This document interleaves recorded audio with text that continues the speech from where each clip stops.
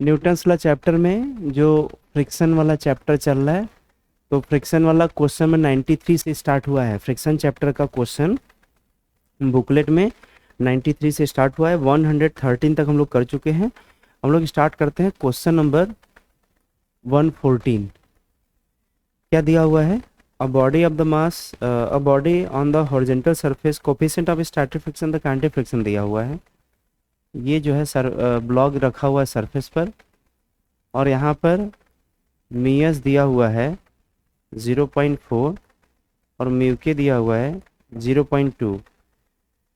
Body in the is in uniform motion of the on the surface, a horizontal force equal in the magnitude to limiting friction is applied on it. The acceleration produces when the body is in uniform motion on the surface, horizontal force equal in magnitude to the limiting friction। मतलब जब वो जो है constant uniform motion, uniform motion का मतलब हुआ velocity constant.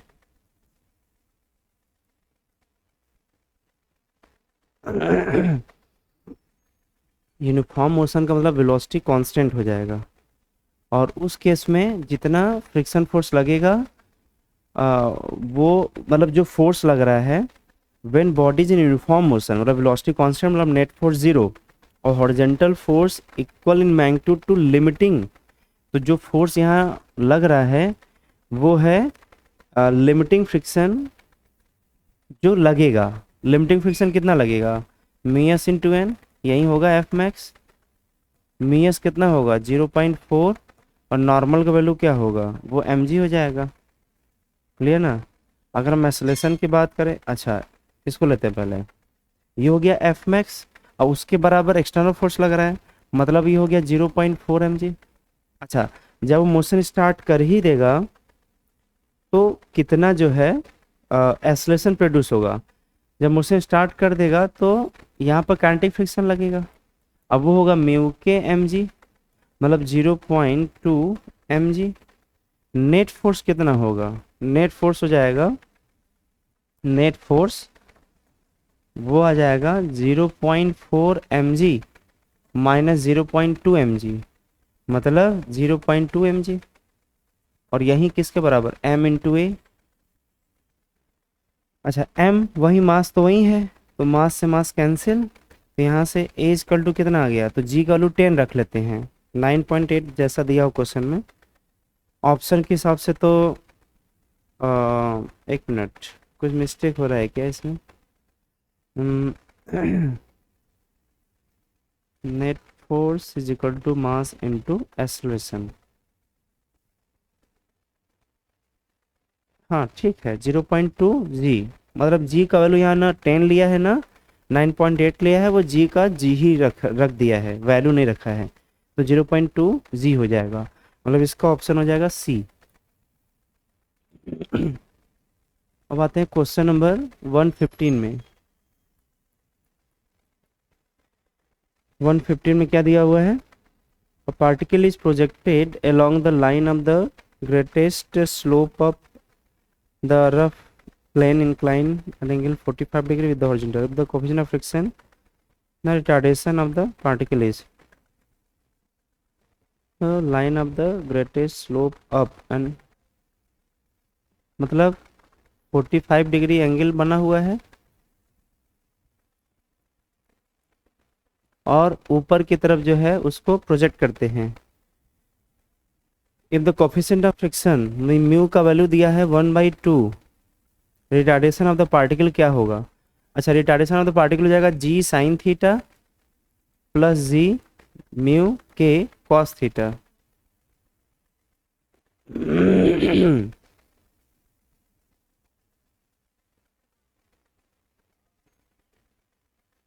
अब जी common, sign 45। अच्छा, यहाँ माइनस कब लगता है? जब यही नीचे की तरफ मूव करता, तो जब डाउनवर्ड मोशन करता है तो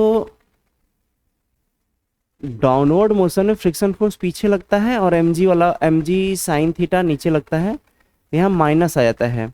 यहाँ पर mg साइन थीटा भी नीचे होगा और फ्रिक्शन फोर्स भी नीचे होगा, तो mg साइन थीटा और म्यू के mg कॉस थीटा, ये दोनों जो है डाउनवर्ड, ये तो लगता ही लगता है नीचे की तरफ। ये क्यों लगा नीचे? क्योंकि वो ऊपर की तरफ स्लिपिंग कर रहा है, तो जब ऊपर स्लिप कर रहा है तो फ्रिक्शन फोर्स नीचे लगेगा, इसलिए दोनों जुड़ जाएंगे। और मास से डिवाइड करेंगे तो कट जाएगा, तो यही ना बचेगा जी साइन थीटा प्लस म्यू के जी कॉस थीटा, म्यू के जी कॉस थीटा। ये आ जाएगा साइन 45 प्लस म्यू के का वैल्यू 1/2 कॉस 45। यहाँ से आ गया जी 1/√2 plus 1/2√2, ji by root two और 2√2 आ जाएगा। सॉल्व कर लीजिएगा इसको, नहीं 3g/2√2। अब सॉल्व कर लीजिएगा, यहीं पर 2 से ऊपर नीचे मल्टीप्लाई कर दीजिए, तो डिनोमिनेटर सेम, तो नोमिनेटर जोड़ देंगे तो 2 और 1 3 हो जाएगा, 3g/2√2 आएगा।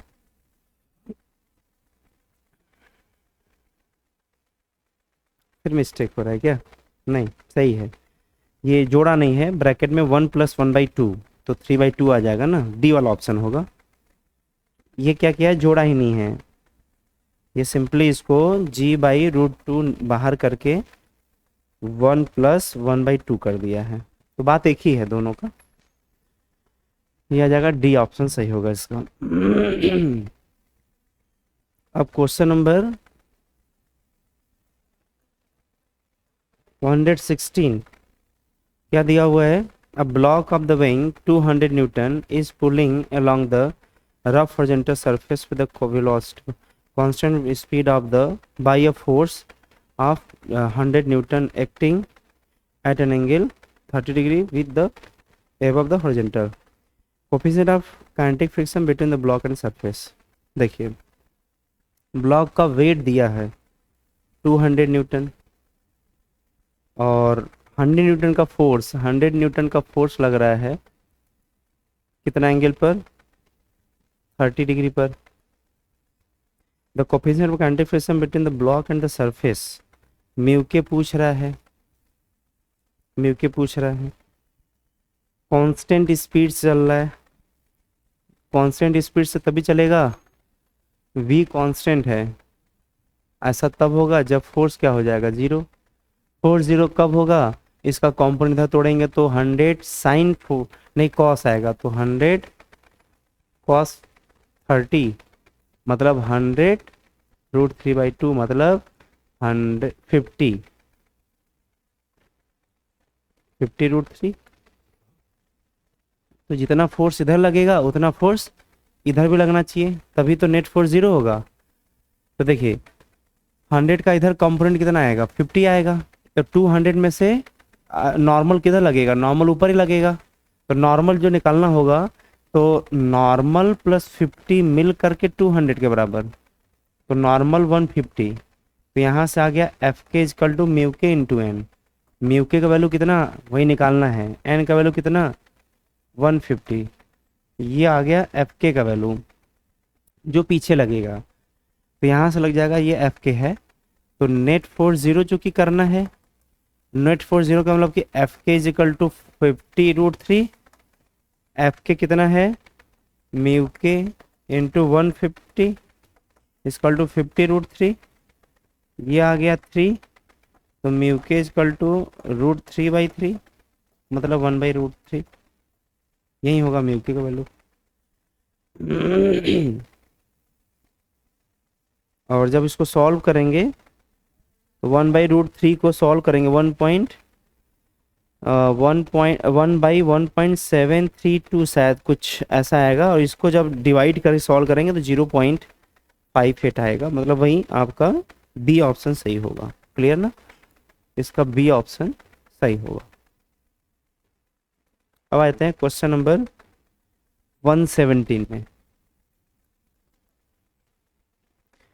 117 में क्या दिया हुआ है, a block of the weight W, मतलब एक ब्लॉक है जिसका वेट है W, नॉर्मल फोर्स किधर लग जाएगा, ऊपर डायरेक्शन में,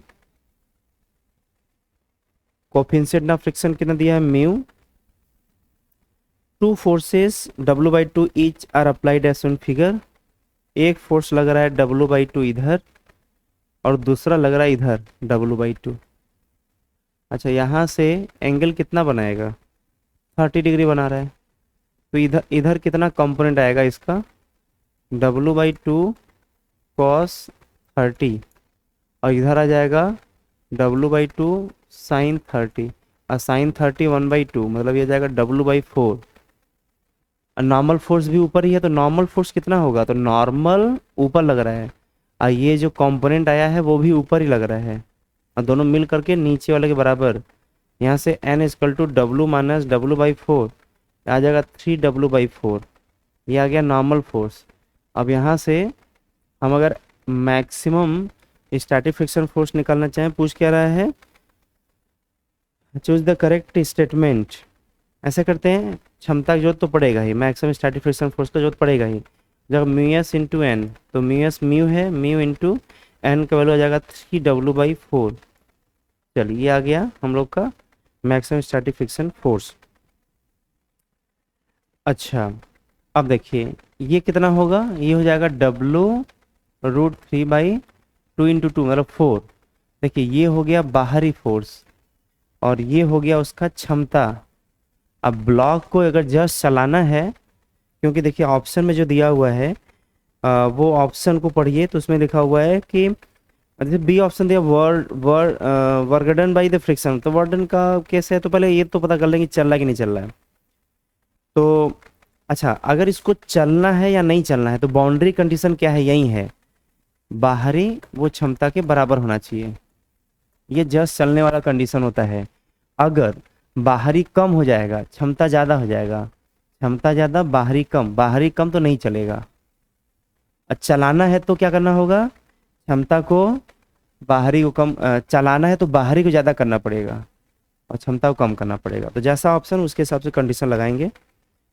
for mu is greater block will move, अच्छा ब्लॉक को चलाना है तो बाहरी ज़्यादा होना पड़ेगा क्षमता से, ब्लॉक को चलाने के लिए बाहरी क्या होना पड़ेगा, ज़्यादा। बाहरी कौन है, बाहरी है W√3/4, ज़्यादा होगा, क्षमता कौन है, क्षमता है म्यू 3W/4। ये कैंसिल, ये भी कैंसिल, यहाँ से म्यू ग्रेटर देन √3/3 मतलब 1/√3 ग्रेटर देन म्यू।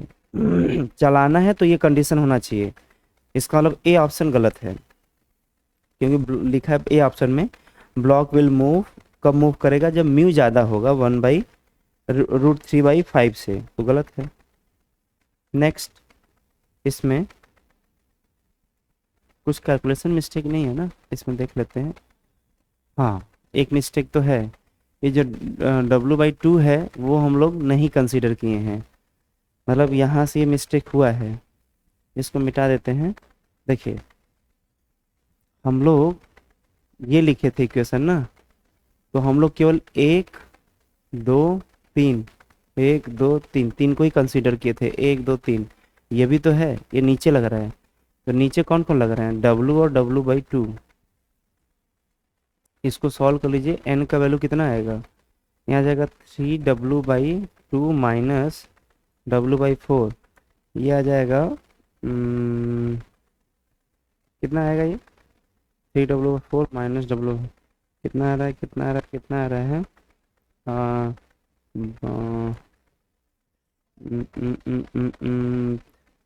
2 से ऊपर नहीं, मतलब सॉल्व कर लीजिएगा, 2 से ऊपर नीचे मल्टीप्लाई करेंगे तो 6 6 माइनस 1 5 5W/4, ये आएगा नॉर्मल। यहाँ से F मैक्सिमम कितना आएगा, म्यू इंटू एन, तो म्यू इंटू 5W/4, ये आ गया क्षमता। देखिए हर जगह बदल जाएगा, तब क्षमता जो है वो हर जगह और उसके अकॉर्डिंग आएगा, क्या हो जाएगा, ये जाएगा 5μW/4। उसके हिसाब से देखा जाए तो ये इक्वेशन नहीं बनेगा। वेट तो कैंसिल होगा, 4 4 भी कैंसिल होगा, mu is greater than √3/5। Clear ना? 5 को डिवाइड कर देंगे तो म्यू से बड़ा होगा, मतलब √3/5 से छोटा होगा म्यू तो ब्लॉक चलेगा, जबकि यहाँ पे उल्टा दिया हुआ है, म्यू को बोला ज़्यादा ब्लॉक चलने के लिए, तो पॉसिबल नहीं है। और जब चलेगा ही नहीं तो अच्छा, दूसरा क्या है? अ, दूसरा दूसरा ऑप्शन दिया हुआ है कि जब म्यू कम होगा √3/2 से, म्यू कम होगा, सही बात है, म्यू कम होगा √3/2 से तो ब्लॉक चलेगा, सही बात है। ब्लॉक चलेगा तो वर्डन, वर्डन तभी होगा जब फोर्स और डिस्प्लेसमेंट दोनों आएगा, तो चलेगा तो डिस्प्लेसमेंट तो आएगा ही। जैसे इस कंडीशन पे मूव करेगा, अब मूव करेगा तो डिस्प्लेसमेंट आएगा, डिस्प्लेसमेंट आएगा, फोर्स तो लग ही रहा है, तो जब फोर्स लग रहा है, जब फोर्स लग रहा है तो इसमें वर्डन आएगा, जबकि क्वेश्चन ऑप्शन में, बी ऑप्शन में क्या दे रहा है? वर्डन बाई फ्रिक्शन फोर्स इज 0। ये तो नहीं होगा ना, फ्रिक्शन फोर्स के द्वारा वर्डन 0 नहीं होगा क्योंकि चल रहा है वो। सी ऑप्शन क्या दिया हुआ है? For mu greater then √3/2, mu ज़्यादा होगा, देखिए म्यू ज़्यादा होगा √3/5, म्यू ज़्यादा होगा मतलब ब्लॉक नहीं चलेगा, बात समझिए। ये कौन सा कंडीशन था? टू मूव, चलाने के लिए ये कंडीशन है, बाहरी ज़्यादा होने के लिए, मतलब बाहरी ज़्यादा होगा क्षमता कम होगा चलाने के लिए, तो उसका ये कंडीशन बना है। तो जो कंडीशन चलाने के लिए बना उसका उल्टा कंडीशन न चलाने के लिए बनेगा, तो म्यू ज़्यादा हो जाएगा √3/5। तो डी ऑप्शन क्या दिया हुआ है? नहीं, C option, mu greater than √3/5 न चलाने के लिए, ये क्या है? नो मोशन, नो मोशन के लिए है। तो क्या friction force will do positive work, जब चलेगा ही नहीं तो डिस्प्लेसमेंट 0 हो गया तो वार्डन 0 होगा, तो कोई पॉजिटिव नेगेटिव बात ही नहीं है। डी ऑप्शन क्या दिया है? For mu is less than √3/5, mu is less than √3/5 सही है, ब्लॉक विल मूव, हाँ मूव, यही तो कंडीशन बना हुआ था, डी ऑप्शन इसका सही होगा।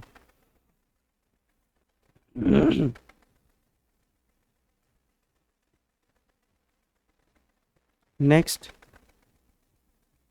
100, क्वेश्चन नंबर 118। क्या दिया? A pulling force making an angle theta with the horizontal, एक पुलिंग फोर्स है वो इसके साथ थीटा एंगल बना रहा है, is applied on the block of the weight, इसका वेट दिया है W, placed on the horizontal table, is the angle of friction, angle of friction, angle of friction phi दिया है, मतलब म्यू दे दिया, क्योंकि mu equal to tan phi होगा, एंगल ऑफ फ्रिक्शन दिया होता है तो tan, उस थीटा का tan वैल्यू ही म्यू होता है, कोफिशिएंट ऑफ फ्रिक्शन होता है। The force, magnitude of the force required to move the block, the magnitude of the force required to, the magnitude of the force required to move the body, इसको move कराना है, क्या होता है condition? To move, बाहरी ज्यादा होना पड़ेगा, क्षमता कम होना पड़ेगा, यही कंडीशन है मूव कराने के लिए। तो एफ का इधर कंपोनेंट कितना? एफ कॉस थीटा, इधर कितना? एफ साइन थीटा, नॉर्मल भी ऊपर, तो normal plus F sine theta किसके बराबर? वेट के, नॉर्मल किसके बराबर? W minus F sine theta. तो क्षमता या मतलब मैक्सिमम स्टैटिक फ्रिक्शन फोर्स कितना? तो W minus F sine theta into tan phi, ये आ गया क्षमता। तो क्षमता बाहरी, बाहरी ज़्यादा होगा क्षमता से तभी मूव करेगा, बाहरी है कितना? एफ कॉस थीटा, ज़्यादा होना पड़ेगा किससे? क्षमता वाले से, तो W minus F sine theta tan phi, क्या निकालना है? एफ निकालना है, देखिए एफ कॉस थीटा इसका इधर जाएगा तो plus F sine theta tan phi greater than W tan phi. F is greater than W tan phi divided by plus sine theta tan phi. यही होगा।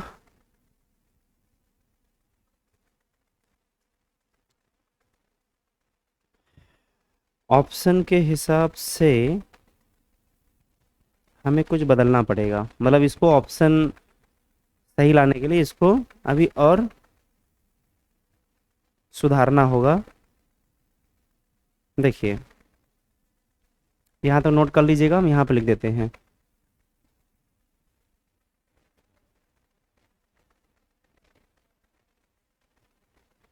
देखिए ये दिया है एफ, क्योंकि लिमिटिंग कंडीशन जस्ट मूव करने वाले के लिए हम बराबर भी यूज कर सकते हैं, वही बाउंड्री कंडीशन वही पूछ भी रहा है।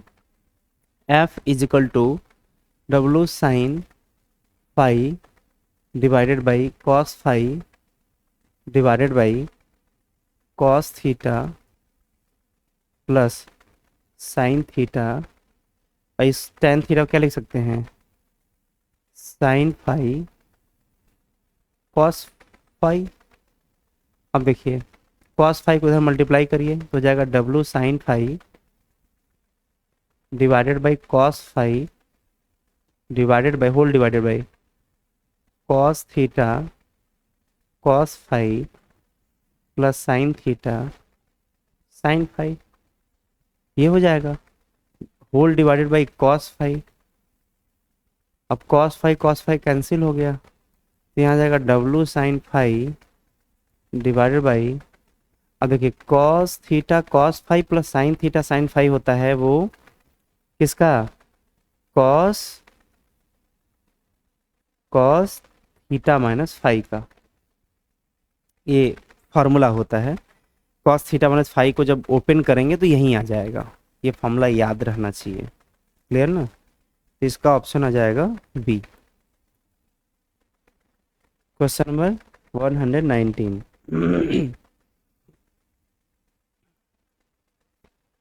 क्या दिया हुआ है, a block of the mass 2 kg is placed on the surface of the trolley of the 20 kg which is kept on the smooth surface the, मतलब एक 20 kg का ट्रॉली दिया हुआ है, उसके ऊपर रखा है 2 kg का कोई ब्लॉक।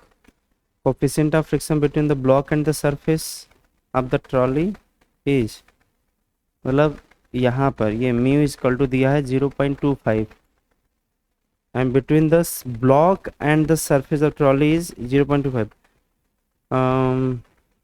किनके बीच स्मूथ दिया हुआ है, a block of the 2 kg is placed on the surface of the trolley of the 20 kg which is kept on the trolley is kept on the smooth surface।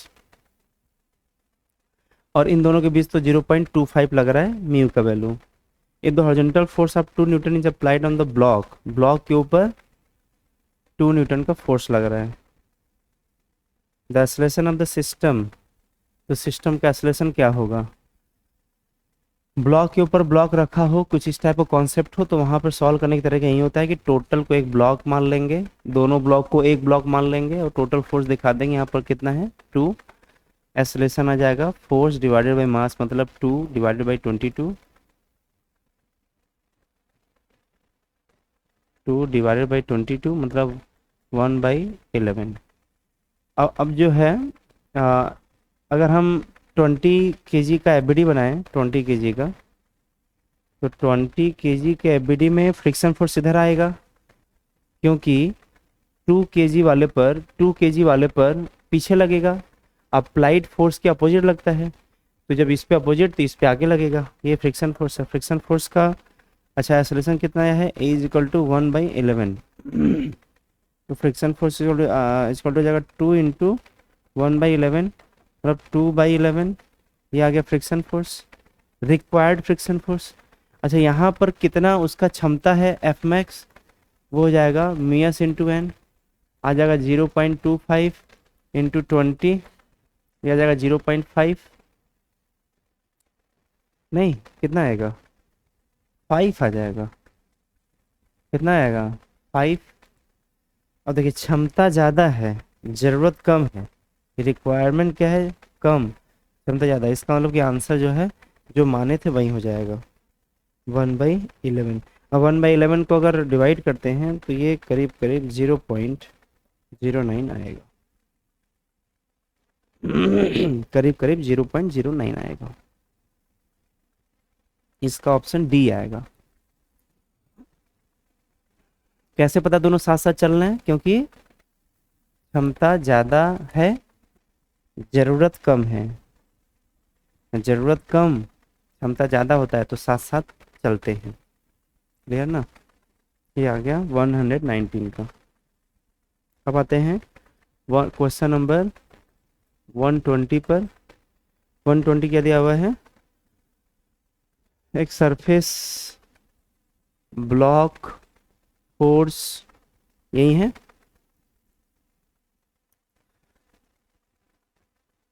Horizontal force 10 newton necessary just, यही important है क्या, 10 newton is necessary to just hold, just इसको hold रखने के लिए necessary है, इसका मतलब कि यहाँ पर एफ मैक्स लग जाएगा, यहाँ तो एम जी लगेगा ही, कहीं है लिख दे कि जस्ट होल्ड कर रहा है, जस्ट स्लिपिंग स्टार्ट हो रहा है, मतलब वहाँ एफ मैक्स लगना है, फ्रिक्शन फोर्स।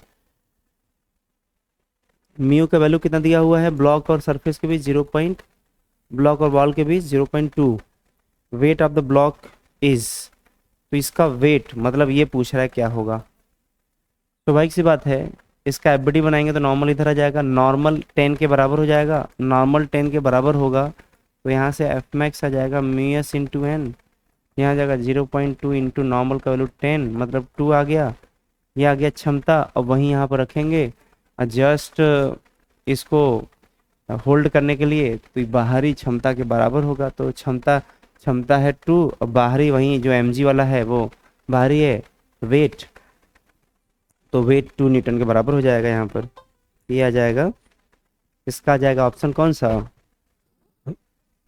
2 न्यूटन, मतलब पहला ऑप्शन सही होगा। अब आते हैं क्वेश्चन नंबर 121। क्या दिया हुआ है, ब्लॉक रखा हुआ है इंक्लाइंड प्लेन, जैसा कि डायग्राम में दिख भी रहा है, और वो नीचे की तरफ आ रहा है,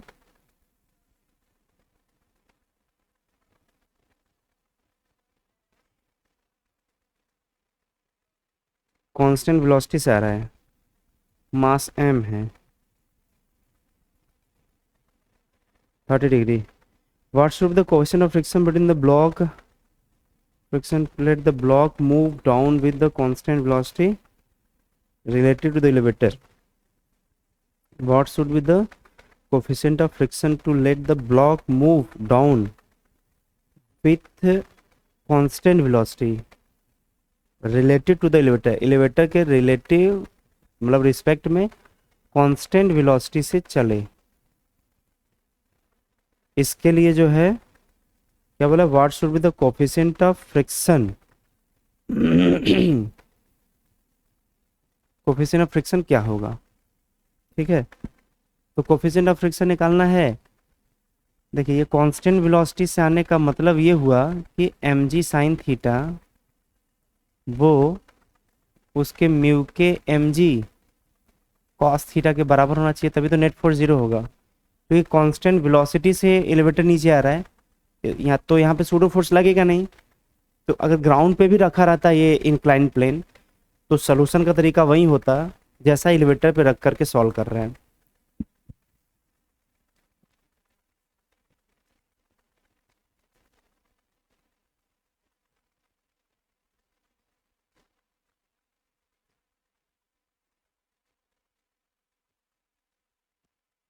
तो यहाँ पर नेट फोर्स 0 दिखाएंगे तो M G sine theta mu के एम जी कॉस थीटा के बराबर, M G cancel, mu is equal to tan theta, 10/30 1/√3,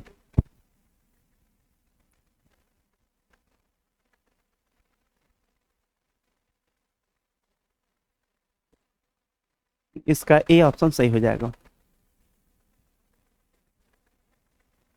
अब आते हैं क्वेश्चन नंबर 122। क्या दिया हुआ है? Block of mass 2 kg is placed on the floor, coefficient of friction between the between this, कितना दिया हुआ है? Static friction, coefficient of static friction मीएस दिया हुआ है 0.4, a force of 2.5 multiplied on the block as on figure। इसके ऊपर फोर्स अप्लाइड हो रहा है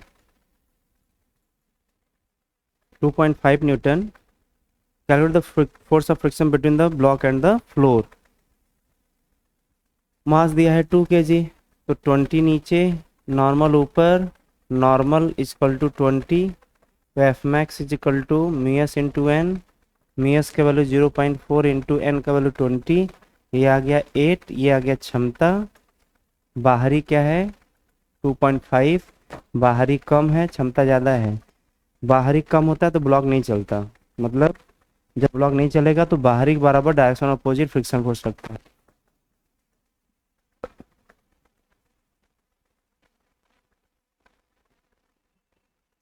टू 2.5 न्यूटन आ जाएगा। 122 का ऑप्शन आएगा डी।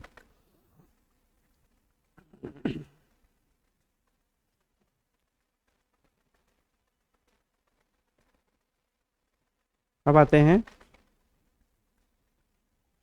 क्वेश्चन नंबर, कहाँ तक हो गया? 122 तक। 123 का देखिए इसमें क्या होगा। 123, when a body slide down from the rest along the smooth inclined plane, make an angle 45 degree with the surface takes the time t when the same body slide down। एक बार 45 डिग्री बॉडी स्लाइड कर रहा है, कितना time लग रहा है? T लग रहा है। कब? जब ये स्मूथ है। दूसरा केस कि when the same body slide from the rest along the rough inclined plane, make an angle same angle through the same distance, मतलब एंगल 45 ही होगा,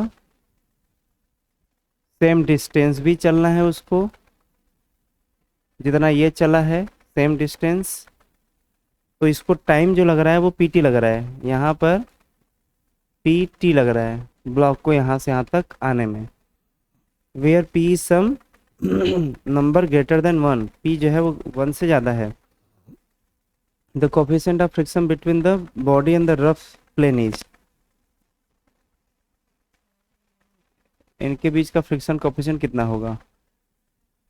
ऐसा करिए, यहाँ पर इक्वेशन क्या बनेगा? जी साइन थीटा होगा नीचे की तरफ एक्सेलरेशन, और यहाँ पर नीचे की तरफ एक्सेलरेशन होगा जी sine theta minus mu K cos theta. यहाँ पर जो है एस बराबर U T plus half A T square 0, यहाँ से जो टी आएगा वो आ जाएगा 2s/a। ये तो इसके लिए भी लगा सकते हैं, यही फॉर्मूला इसके लिए भी लगा सकते हैं। तो जब टी टाइम लग रहा है तो टी इक्वल टू आ जाएगा रूट में 2s/g साइन थीटा। और जब यहाँ पे पी टी लग रहा है तो P T equal to root में, डिस्टेंस तो सेम है जी,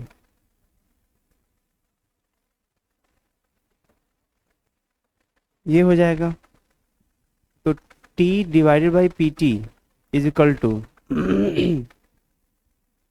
ये रेशियो पलट जाएगा, रूट में आ जाएगा g sine theta minus mu K cos theta divided by sine theta, g sine theta, g g cancel, आ जाएगा T square by P square T square, और ये आ जाएगा। अच्छा, एंगल दिया हुआ है, निकालना क्या है?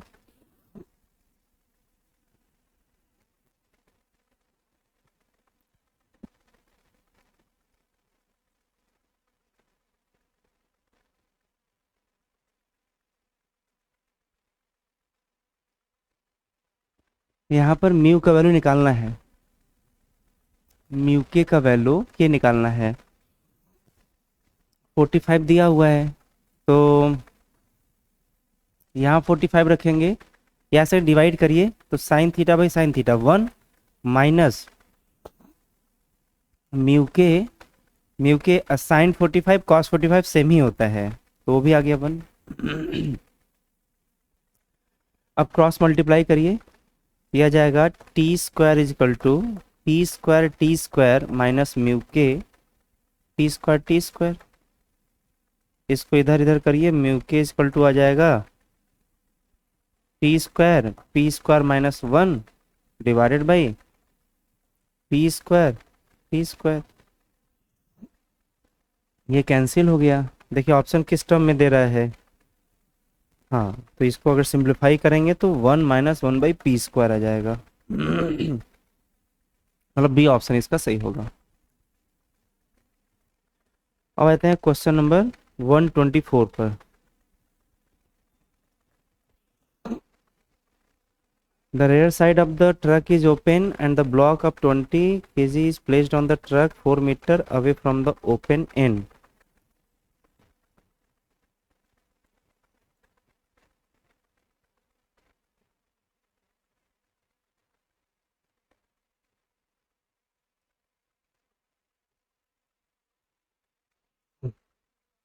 ट्रक के ऊपर ब्लॉक 20 kg का रखा हुआ है।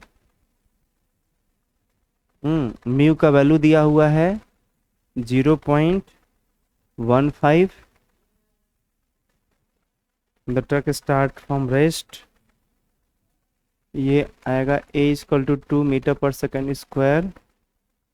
On the straight road the box will fall off the truck when it is at a distance from the starting point. पहले ऐसा करिए, बोला कि इसके गिरने तक ये ट्रक कितना आगे चला जाएगा, तो ट्रक कितना डिस्टेंस कवर किया अगर वो पाना है तो हाफ ए टी स्क्वायर से ही आ जाएगा।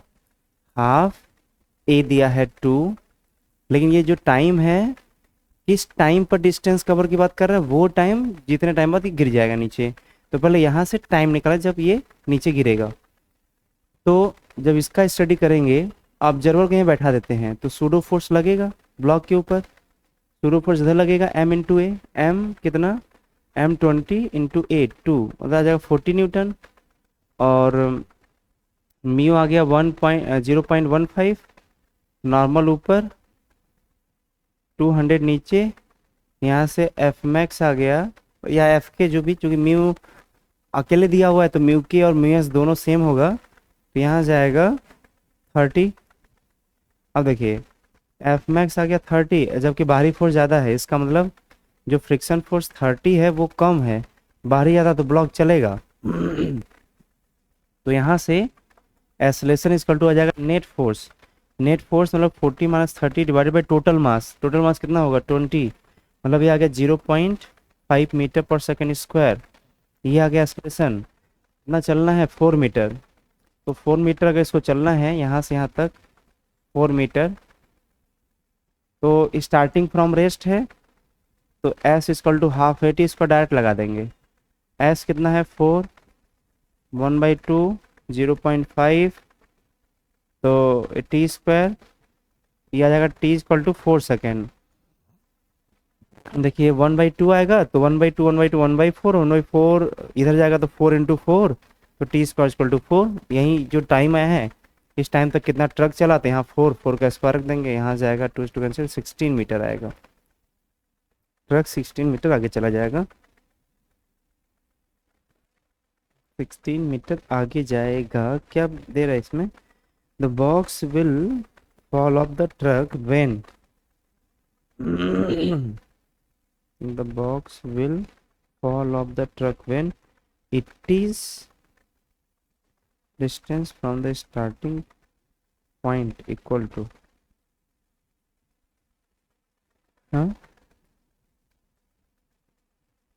rear side of the truck is open and a box of the mass 20 kg is placed on the truck 4 meter away from the open end।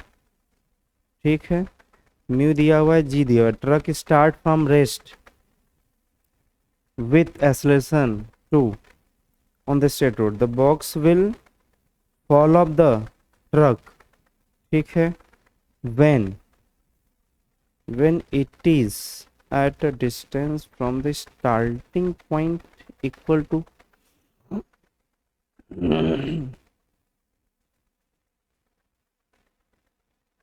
ठीक है, ये तो 16 मीटर हो गया.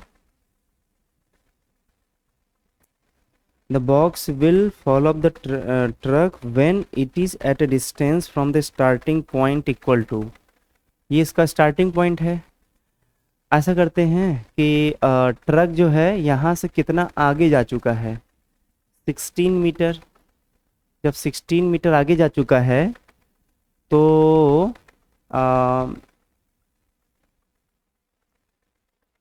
ठीक है ठीक है ठीक है, 16 मीटर आगे जा चुका है तो ये पॉइंट. अच्छा, यहाँ पर डायग्राम कैसा बनेगा ये देख लेते हैं. यहाँ पर डायग्राम बनेगा कुछ ऐसा. पहले तो यहाँ था लेकिन अब यहाँ होगा वो, तो कितना जा चुका होगा, तो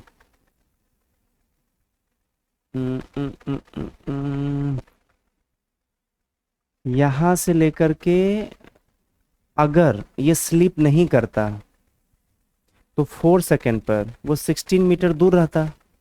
मतलब वो यहाँ रहता और ये 16 मीटर दूर होता, लेकिन 4 सेकेंड पर वो तो यहाँ पे गिर चुका है. मतलब यहाँ पे गिर चुका है, मतलब 4 मीटर पीछे जाकर गिर चुका है यहाँ पर. तो टोटल अगर वो नहीं गिरता तो 16 मीटर चलता, क्योंकि ट्रक चल रहा तो ट्रक के साथ सब कुछ चलेगा 16 मीटर आगे. लेकिन ब्लॉक तो स्लिप करके पीछे 4 मीटर पीछे आके गिर चुका है. इसका मतलब कि 16 में से 4 घटाएंगे तो ये आ जाएगा टोटल, ये टोटल आ जाएगा 12 मीटर. इसका ऑप्शन आएगा सी, इसका सही होगा. 124 का सी सही होगा. नेक्स्ट 125 क्वेश्चन 125 देख लेते हैं. Ice cart of the 60 kg rest. कितने क्वेश्चन अभी हैं, ठीक है 4 क्वेश्चन और है इसमें. 60 kg rest on the horizontal snow path with the coefficient of static friction assuming that there is no vertical acceleration. सही है. find the magnitude of the maximum तो नहीं होगा, मिनिमम होना चाहिए horizontal force required to move the ice cart. क्योंकि assuming that there is no vertical acceleration, जैसे question में क्या दिया हुआ है, एक आइस कार्ट दिया हुआ है ये 60 kg का, 60 kg का. हाँ, rest on the horizontal snow path of the with the coefficient of static friction, मतलब ये दे दिया. Actually there is no vertical acceleration. सही है, वर्टिकल एक्सेलरेशन कुछ भी नहीं है. Find the magnitude of the maximum horizontal force required. तो मैक्सिमम तो कुछ भी हो सकता है, बहुत सारे वैल्यू हो सकते हैं. मिनिमम पूछ सकता है, मिनिमम पूछेगा. मिनिमम तो हम लोग किसी एंगल पर ही लगाएंगे तब भी वो मिनिमम आ पाएगा. क्लियर ना. कंडीशन क्या होता है, मिनिमम फोर्स के लिए mu equal to tan theta होना चाहिए. मतलब इतना एंगल लेना है जिसका tan थीटा का वैल्यू, उस एंगल पर फोर्स लगाना है जिस एंगल का tan वैल्यू म्यू के बराबर हो. मतलब यहाँ से tan थीटा इक्वल टू 1/3 हो. तो क्या पूछ रहा है, फोर्स पूछ रहा है ना, कितना होगा. तो फोर्स निकालना है तो फोर्स इक्वल टू हो जाएगा जो मिनिमम वाला है, mu mg divided by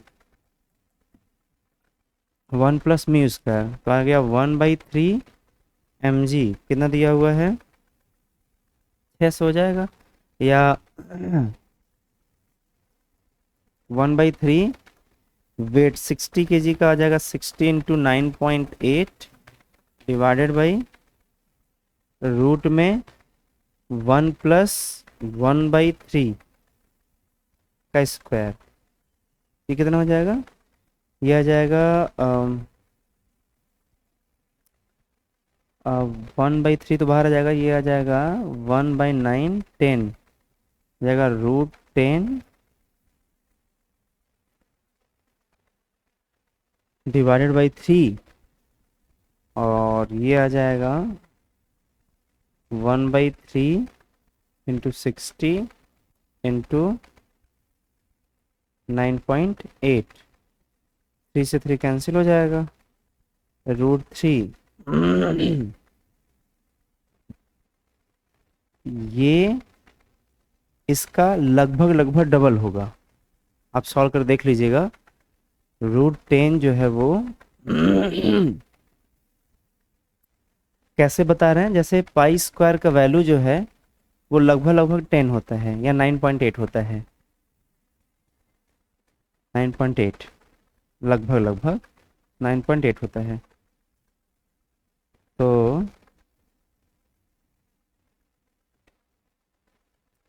pi का वैल्यू कितना हो जाएगा, √10, एक तरह से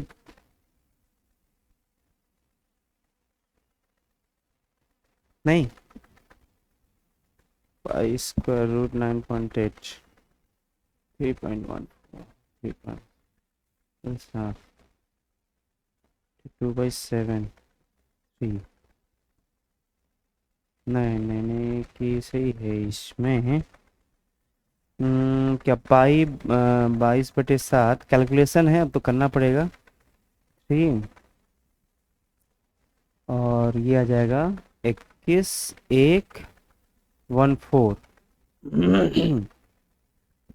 करीब करीब जब इसका स्क्वायर लेंगे हम लोग तो वो आपका 9.8 करीब करीब आएगा। मतलब ये हो गया करीब करीब पाई का वैल्यू, ये हो गया पाई स्क्वायर का वैल्यू। तो पाई मतलब 3.14 नहीं,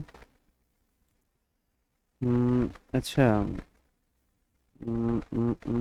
कैलकुलेशन कर लेंगे, वैसे ध्यान देना है, कैलकुलेशन आपको ही करना होगा। इसमें हम थोड़ा और आगे बढ़ा देते हैं। 60 इंटू 9.8, 1/3, और ये आ गया 9 + 1 √10/3, 3 कैंसिल, ये आ जाएगा करीब करीब, देखते हैं, 60 इंटू 9.8 बाई √10, √10 का लगभग कितना होगा, 3.14 टाइप का होगा क्या, करीब करीब।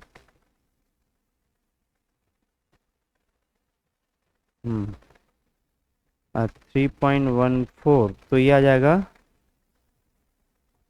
60 इंटू, इसका कैलकुलेशन थोड़ा ज़्यादा है। ये करीब करीब 3.14 ही कुछ करीब आएगा, और ये आएगा 6 इंटू, इसको मल्टीप्लाई करिए अब, 60 इंटू 3.14, ये आ जाएगा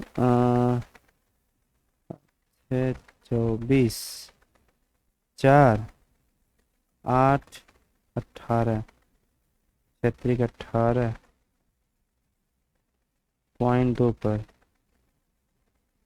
0 लगा हुआ है, मतलब 188 के करीब करीब, देखिए आंसर कुछ आएगा। 188 के पहला ऑप्शन में नहीं है, दूसरा ऑप्शन में नहीं है, सी तो ज़्यादा है, उसके पहले 196 पड़ जाएगा।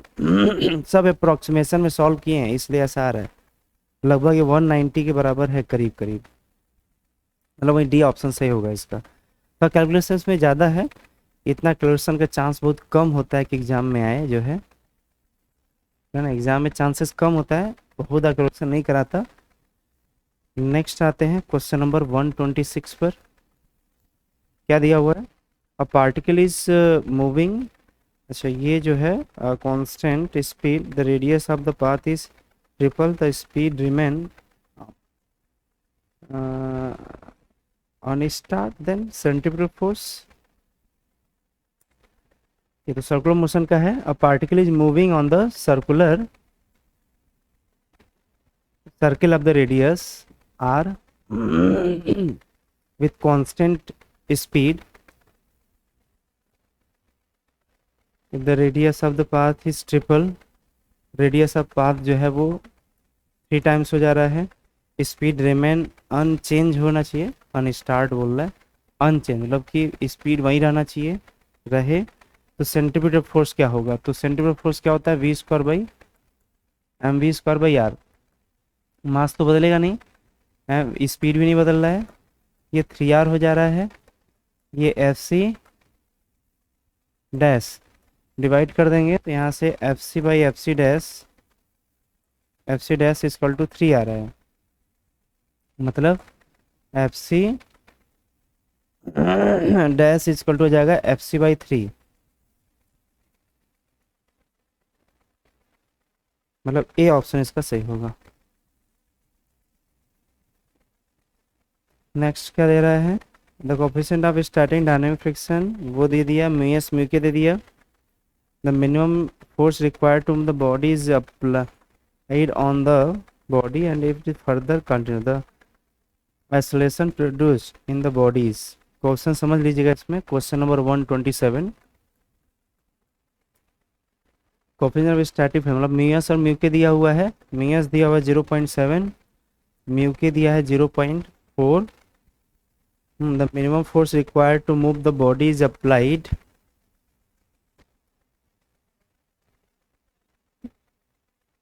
on the body। एक जो मिनिमम फोर्स तो फिक्स है कि वो एंगल पे ही लगेगा, क्योंकि हॉरिजॉन्टल फोर्स तो बोल नहीं रहा है इसमें। The minimum force required to move the body is applied on a body and it is further continue, और उसी को फर्दर कंटिन्यू करते हैं। Acceleration produced in the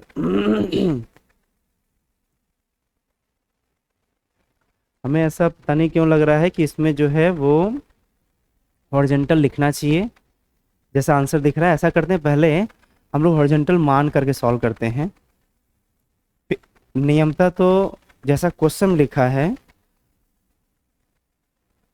solution का तरीका ये होगा, नियमता सॉल्यूशन तरीका ये होगा जिसमें tan थीटा वो म्यू के बराबर होगा। एक बार चेक कर लेते हैं, हमें मिस्टेक ऐसा कुछ लग रहा है। देखिए ये हो जाएगा म्यू एस एम जी, और ये आ जाएगा जब चलने लगेगा तो कंटिन्यू यही लगेगा, तो म्यू के एम जी। यहाँ से एक्सेलरेशन नेट एक्सेलरेशन कितना आएगा, नेट एक्सेलरेशन आएगा म्यू एस माइनस म्यू के इंटू जी, और जी का 10 बोल रहा है लेने के लिए, तो आ जाएगा 0.7 माइनस 0.4 इंटू 10 मतलब 3 आएगा। मतलब इसमें ऑप्शन जो है वो तीसरा सही होगा। लेकिन ये क्वेश्चन गलत है, इसमें बोलना पड़ेगा कि फोर्स वो हॉरिजॉन्टल लग रहा है, नहीं तो नियमतः ये इस तरीके से हम सॉल्व करेंगे। जैसा इसका डाटा हमको इसलिए ऐसा पता चल गया कि ऐसा कुछ दिया हुआ है, क्योंकि आंसर में ऐसा सिंपल दिख रहा था, 5 4 3 6 ऐसा 4 ऑप्शन दिख रहा था, इसलिए हमें लगा। लेकिन नियमतः क्वेश्चन देने का तरीका गलत है, इसमें इस तरीके से क्वेश्चन गलत माना जाएगा। क्लियर ना, मतलब क्वेश्चन गलत नहीं भी है तो सॉल्यूशन तरीका ये होगा, इससे जो आंसर आएगा वो सही माना जाएगा, लेकिन इससे जो आंसर आएगा वो मैच नहीं करेगा ऑप्शन से, जैसे 3 उसका तब नहीं आएगा। क्लियर ना, तो ये थोड़ा गड़बड़ है, और इसके हिसाब से देखेंगे तीसरा ऑप्शन सही होगा। Question number 128 a body processing kinetic energy, मतलब काइनेटिक एनर्जी मतलब हाफ एम वी स्क्वायर, वो किसके बराबर, टी के। The moving on the rough horizontal surface is stop by distance, मान लेते वी होगा तो कितने देर में वो स्टॉप हो जाएगा, वाई डिस्टेंस चलने के बाद। The frictional force exerted on the body is, बोला कितना फ्रिक्शनल फोर्स लगेगा, म्यू के एम जी होगा। क्लियर ना, अच्छा यहाँ से स्पीड आ गया, डिस्टेंस भी दिया है, तो ऐसा करते हैं, डिस्टेंस दिया है ये, तो रिटार्डेशन आ जाएगा वी स्क्वायर बाई 2a, ये आ जाएगा y। अगर रिटार्डेशन निकालना है V square by 2y equal to retardation. अच्छा हमें रिटार्डेशन पता चल गया, तो रिटार्डेशन चूंकि किसकी वजह से है, फ्रिक्शन की वजह से है, तो मतलब हमें क्या मिल जाएगा, म्यू के इंटू जी, एक साथ रिजल्ट यही ए है। तो फ्रिक्शन फोर्स इक्वल टू जाएगा एम ए, एम इंटू ए का वैल्यू यहाँ से निकाल लेते हैं। अच्छा, v का वैल्यू दिया नहीं है, v का वैल्यू यहाँ से निकाल लेंगे। v स्क्वायर कितना आएगा 2t/m, यहाँ रख देते हैं। तो 2t/m इंटू 2y, अब इसको यहाँ रख देते हैं t/my, यहाँ से friction force equal to t/y आएगा, मतलब इसका सी ऑप्शन सही होगा। ये पूरा आपका फ्रिक्शन का क्वेश्चन का सोल्यूशन पूरा था ये। क्लियर ना? फ्रिक्शन चैप्टर का जो भी रहेगा, इसको जो भी क्वेश्चन फंसता है आप देख लीजिएगा। ठीक होगा।